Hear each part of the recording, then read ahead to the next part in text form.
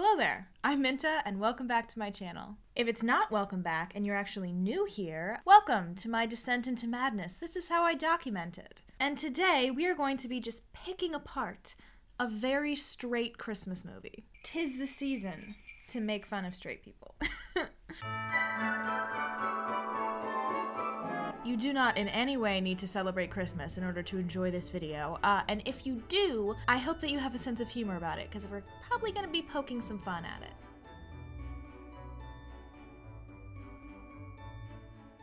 So listen, I really love a good bad movie, and no season has more really bad movies than the holidays. And the best part about most Christmas movies is how painfully straight they are. Painfully. So while my family was decorating the tree the other day, we decided to boot up Netflix and put on a dumb Christmas movie. And it had so many just like accidentally ridiculous moments in it that I had to share it. Like I legally am required to share this with you. So let's take a look at Hometown Holiday. Starting, of course, with looking at our main and supporting characters. We've got conventionally attractive white man with a beard, conventionally attractive white man with a beard, and conventionally attractive white man without a beard. We've also got conventionally attractive brunette, conventionally attractive blonde, and conventionally attractive blonde, but she's pregnant. The first few minutes of this movie have really weird pacing and sort of introduce us to most of the characters without giving us any context at all. First, we see bearded white man number 1 playing guitar and singing at some unspecified time and place while his kid films him. And then suddenly it's New Year's Eve. When was it before and how much time has passed? Who knows? That's not important information. So far, we have absolutely no idea where anyone is or how any of these characters relate to each other, but who cares? Moving on.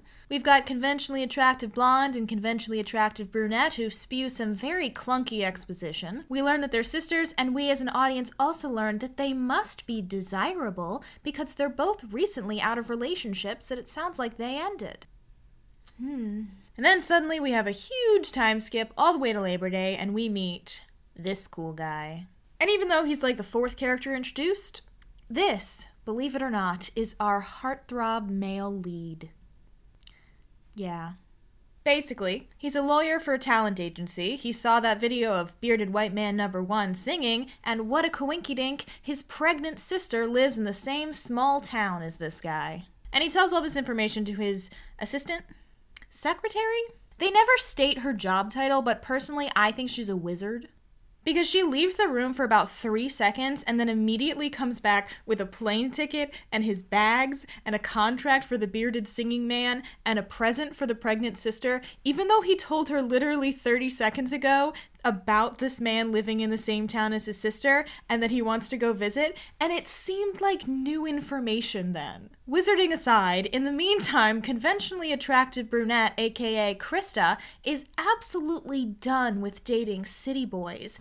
These city guys are all the same. As she kicks out this absolute himbo of a pilot who asks for his uniform back. Krista, please! My bags? My uniform? While holding said uniform. What a catch. And then the sisters decide to immediately get back in the saddle of the dating world and then do whatever this is.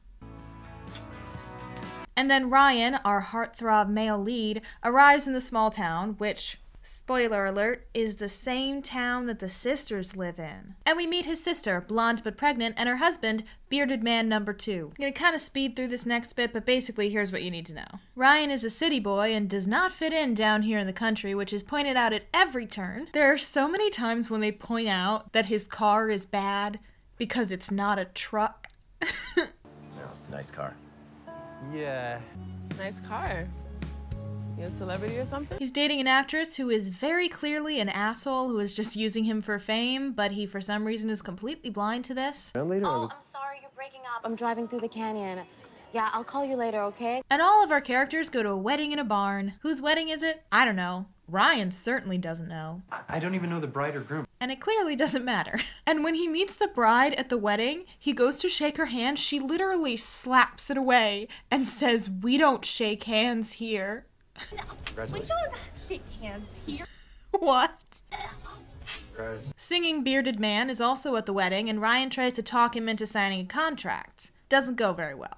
Because he says he'd rather have a promise on a handshake rather than signing a big stack of papers. Which is very confusing considering Mrs. We don't shake hands here from just before. Then for some reason, singing bearded man lies to another wedding guest and says that Ryan is a rancher from another town, and uh-oh. Rancher? Krista hears that. So she asks him to dance, having absolutely no idea that he's really a city boy, and as we know, she is absolutely done dating city boys. They then spend the entire day talking to each other, and it somehow never comes up that he's a lawyer in a big city. She does mention that she lived in New York City for a while, but she doesn't mention that she was there because she's, wait for it, an actress, which will be important later. We also get this absolute gem of a line. Most guys I know just talk about cattle or trucks, not their feelings. The bar is on the floor. Straight people, are you okay? Ryan then goes back home to LA where the asshole actress has chosen a new prey in his co-worker and breaks up with him. So he's single now. And now he's decided to never date an actress again. And remember, he does not know this, but sweet small town girl Krista was an actress in New York City. And she apparently came back home because the fame grew too quickly. We see her looking at some newspaper clippings about herself, and we see this a couple times throughout the movie, including later on when Ryan is reading an article about her that apparently calls her the greatest stage actor of her generation, which is certainly a statement. And lucky for us, we get a taste of her just amazing acting skills because she decides to audition for A Christmas Carol at the local small town theater where she is incapable of doing a cold read from a script. I'm sorry, could I just have a few minutes to prepare? Thank you. Next. So instead, without asking the director if she can, she just goes into a memorized monologue from Romeo and Juliet. 'Tis but thy name that is thy enemy. Which is mediocre at best. Listen, I'm a Shakespeare nerd over here, okay? Don't at me. I really want to know who wrote that headline calling her the greatest stage actor of her generation, because they were either paid a lot of money or it was actually just scathing sarcasm. But yay, she got a role in the show. Good for her. In the meantime, the pregnant sister literally just yells at bearded singing man. Stop yelling at me in front of all these people. Until he calls Ryan to set up another meeting about the contract. And I just want to take a second to appreciate her husband because he is the best character in this movie, no cap. He is just an emotional himbo. You getting a little emotional there?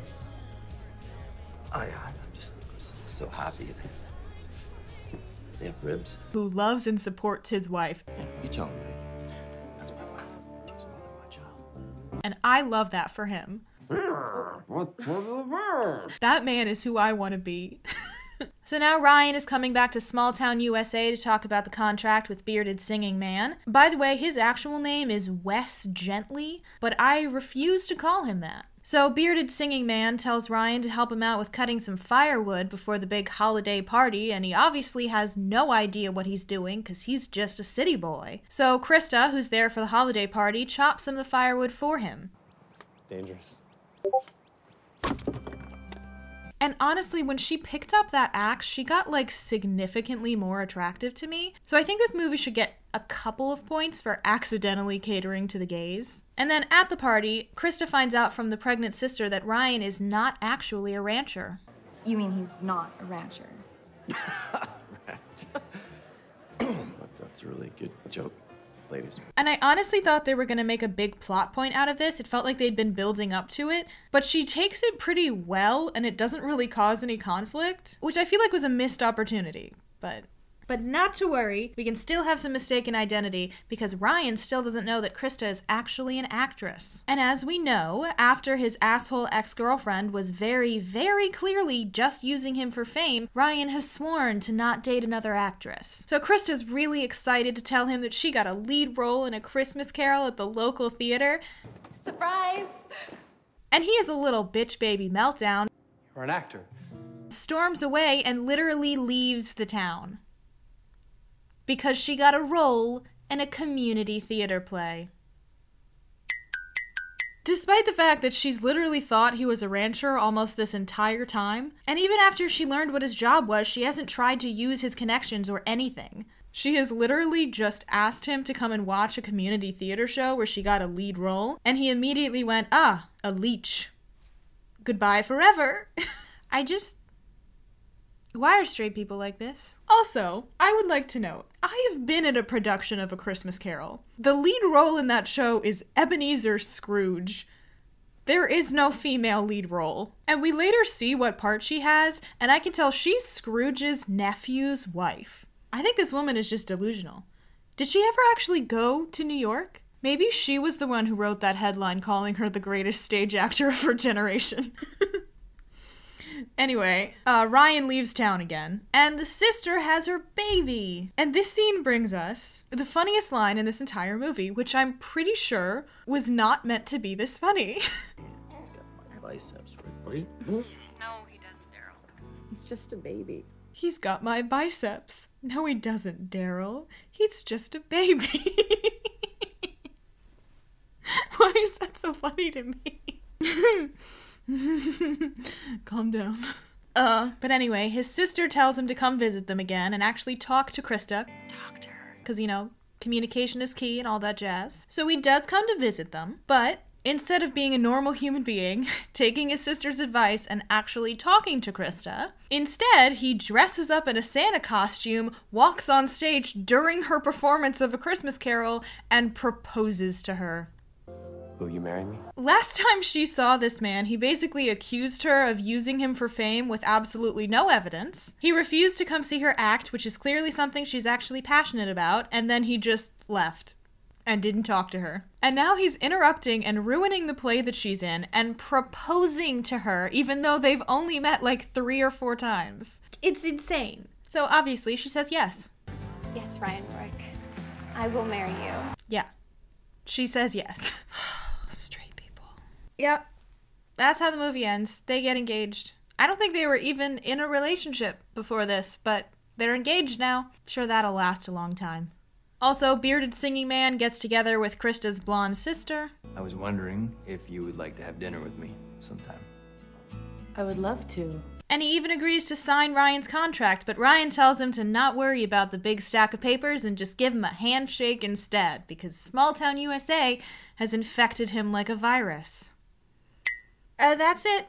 Like many Christmas movies, this entire thing can be summed up as straight white people having straight white people problems. And also, apparently, living in a small town is infinitely better than living in a city for reasons that do not convince me at all. I really enjoy picking apart movies like this. I am absolutely that asshole that points out all the plot points when you watch a movie with me. So if anybody wants me to do more videos like this, go ahead and just leave some movies you want me to talk about in the comments. I already know a lot of you are going to ask me to talk about The Happiest Season, which I haven't watched yet, purely because of reviews and also reactions from queer friends who have seen it.